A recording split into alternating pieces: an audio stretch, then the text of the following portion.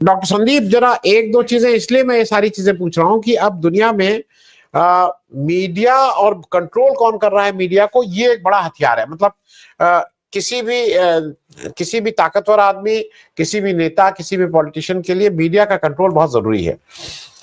America के में, अब भारत में जितनी भी बड़ी कंपनीज हैं मीडिया की, जितनी भी बड़ी कंपनीज हैं, सब अमेरिका से कंट्रोल हो रही है। मतलब हर एक का कंट्रोल अमेरिका, हर एक की चाबी अमेरिका के पास है। अगर मेटा की बात कर लें, फेसबुक, इंस्टा, मैसेंजर, व्हाट्सएप, मालूम है उसके पास तो तमाम प्लेटफॉर्म है, तो सब मार्क जुकरबर्ग और जो उनके साथ बैठा हुए हैं उस स्वेरिंग इन में बैठे हैं। ट्विटर की बात कर लें तो एलन मस्क तो ट्विटर के मालिक ही नहीं है, एक्टिव प्लेयर भी है। वो ट्विटर में अपना किस तरह से कमला हैरिस का फेक वीडियो बना के वो सब कर रहे थे, उनको वो सब भी आता है। YouTube American, Google alphabet American, Amazon American, net. मैं ये बातें इसलिए कह रहा हूं आपसे जरा डॉक्टर संदीप समझने के लिए कि अब एक जरूरी बात ये हो रही है कि इस पे कंट्रोल बहुत जरूरी है। मुझे, मतलब मेरे लिए थोड़ा अजीब सा समझना हो रहा है कि ये जो प्रचारित बार बार किया गया कि मुकेश अंबानी 8.5 करोड़ रुपया लेके तब वहां गए, मुकेश अंबानी 8.5 करोड़ रुपया देके सीट खरीदी। लेकिन मुकेश अंबानी क्या, अगर ट्रंप की लड़की आके 3 दिन रहती है तो आप उनके रिश्तों को तो नहीं वो कर सकते ना। मेरे हिसाब से मुकेश अंबानी को जरूरत होगी तो शायद 1 मिलियन नहीं, वो 100 मिलियन देने की भी स्थिति में, वो 850 करोड़ रुपए भी दिए होंगे, और हो सकता है दिए ही हो, हमको आपको क्या पता, चंदा तो दिए ही होंगे कुछ ना कुछ। लेकिन वो 1 मिलियन में एक सीट खरीदे, ये प्रचारित किया गया। दूसरा, मैं इस बात को इसलिए कह रहा हूं कि नीता जी साथ हैं और मुकेश अंबानी की फोटो ब्लैकआउट है। मुझे किसी भी जगह पहले दिन की फोटो के बाद कोई फोटो नहीं दिखाई दी है।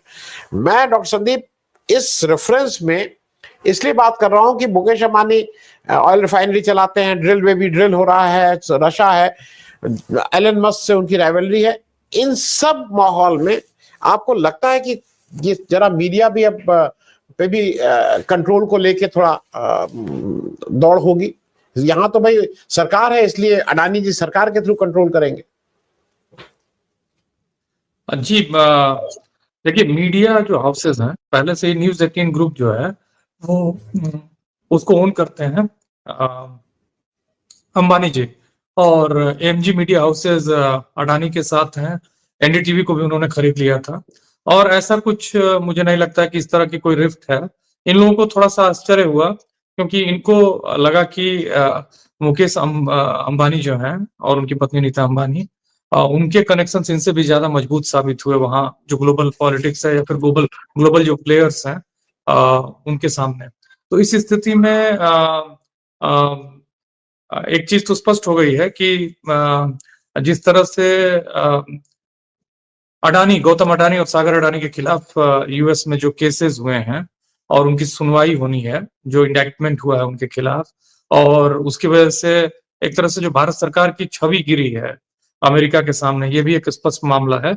यूएस की सरकार भी शायद कोई कंट्रोवर्सी नहीं चाहती रही होगी, और उनके संबंध हैं इवांका ट्रंप, जैसा आपने जिक्र किया अभी कि वो आके रही नीता अंबानी और अंबानी फैमिली के साथ। तो ये स्पष्ट बात है कि उनके अपने संबंध है और अंबानी यहाँ पे बीच पड़े। रही बात इस तरह की कहीं कोई मुझे नहीं लगता है कि चाहे वो अडानी हो चाहे अंबानी हो, कोई भी रिफ्ट ये लोग मने अफोर्ड कर सकते हैं। ये बिजनेस करने वाले लोग हैं, इनको हमेशा एक पीसफुल एम्बियंस चाहिए और ये मैनेज करके रहेंगे।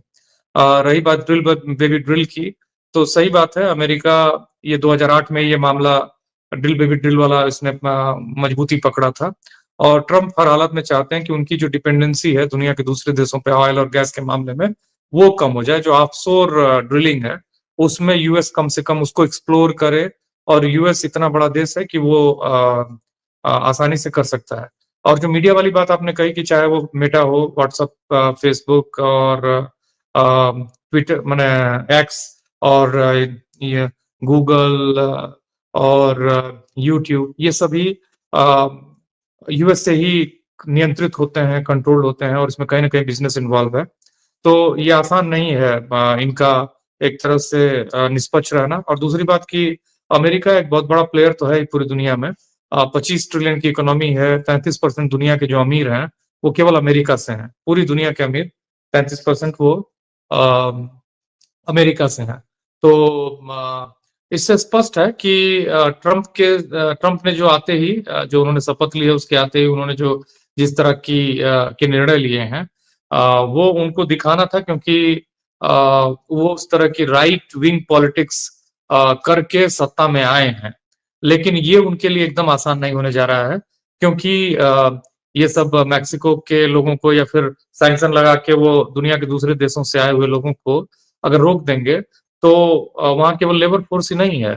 अमेरिका मजबूत इसलिए है क्योंकि वहाँ की जो सिलिकॉन वैली है या वहाँ की जो इंटेलेक्चुअल फोर्स है, जो क्रिएटिव फोर्स है, इंजीनियर्स हैं, साइंटिस्ट हैं, जो नए-नए इनोवेशन करने वाले लोग हैं, ये पूरी दुनिया के तमाम लोग हैं और उनको आप निकालना या उनको माने हटाना अफोर्ड नहीं कर सकते। लेबरर्स की भी उनको ज़रूरत है। हर तरह के लोगों की ज़रूरत है। तो मुझे लगता है कि ये ट्रंप ने एक पॉपुलैरिटी बटोरने का, जैसा वो चुनाव में वादा करके आए थे, उस तरह का मामला उन्होंने किया है, लेकिन वो लंबा चलेगा नहीं। इतना आसान नहीं है कि जिस तरह से वो सैंक्शन लगा रहे हैं, पूरी दुनिया को वो अब नियंत्रित कर लेंगे। ये सब मामले नहीं है। 15 ट्रिलियन की इकोनॉमी है चाइना और जिस तरह से वो डिक्टेट करने की कोशिश कर रहे हैं, उनके लिए भी आसान नहीं होना है। रही बात भारत सरकार की, तो वो खुद बड़ी मुश्किल में है, क्योंकि उसने अपने को वो बिडेन से भी वैसे ही अपने को बताते थे कि हम उनके साथ भी वैसे ही कंफर्टेबल हैं, उनके साथ भी हमारी ऐसे ही निकटता है। ट्रंप के साथ भी है, यूक्रेन के साथ भी है, रूस के साथ भी हैं।